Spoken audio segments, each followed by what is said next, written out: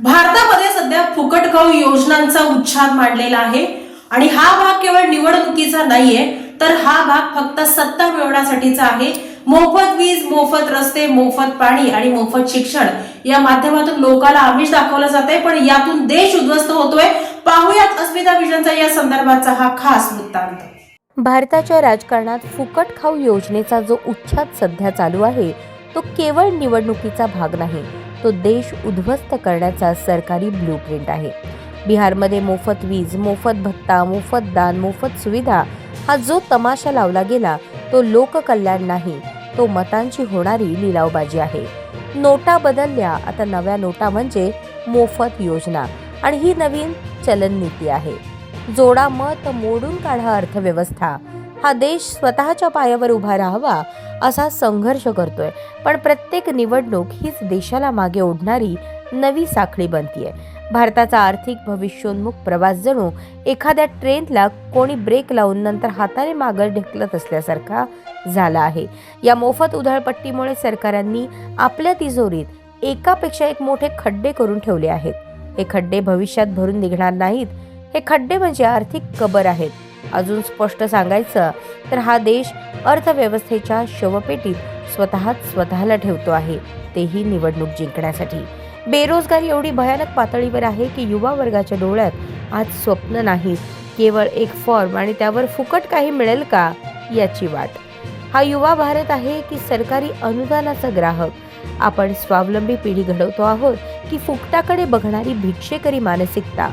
जो देश रोजगार निर्माण करायला हवाय तो देश अनुदान निर्माण करतोय. जो देश उद्योग आणायला हवाय तो देश फुकट योजना लावत बसलाय.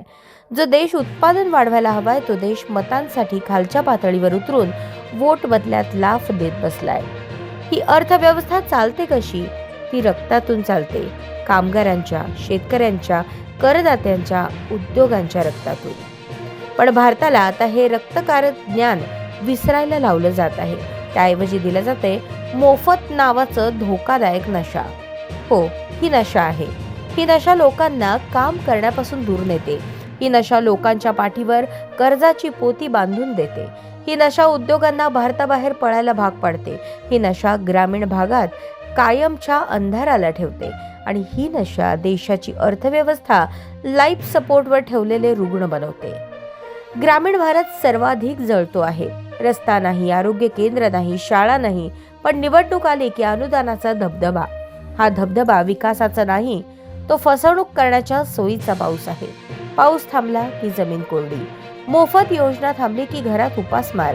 असा विकास म्हणजे फसवणुकीचा, फजितीचा फार्स.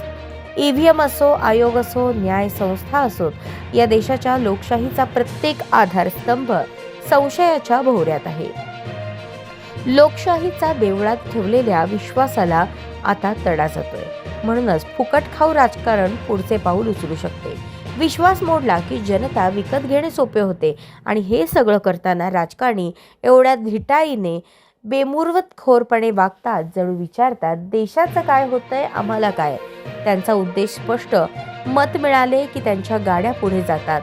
देश आर्थिक अंधारात गडप झाला तरी त्यांना फरक पडत नाही. फरक पडायला हवा जनतेला.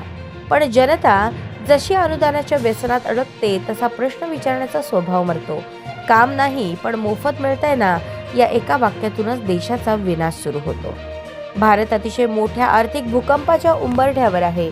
एक धक्का पुरेल आणि तो धक्का म्हणजे फुकट खाऊ निवडणूक संस्कृती. विकासापेक्षा मोफतपणाला महत्त्व देणारा देश टिकत नाही, तो हळूहळू आतून कोसळतो. आज बिहारमध्ये दिसतंय ते उद्याच्या भारताच्या हाडांमध्ये मुरेल आणि त्या दिवशी ना रोजगार उरेल, ना उद्योग उरेल, ना विकास उरेल, ना अर्थव्यवस्था उरेल. फक्त एक देश कर्जात बुडलेला, फुकटात जगणारा आणि भविष्याविना. जर हा देश वाचायचा असेल तर फुकट खाऊ राजकारणाचा अंत झाला पाहिजे, नाहीतर भारताचा अंत फक्त तारीख बाकी आहे.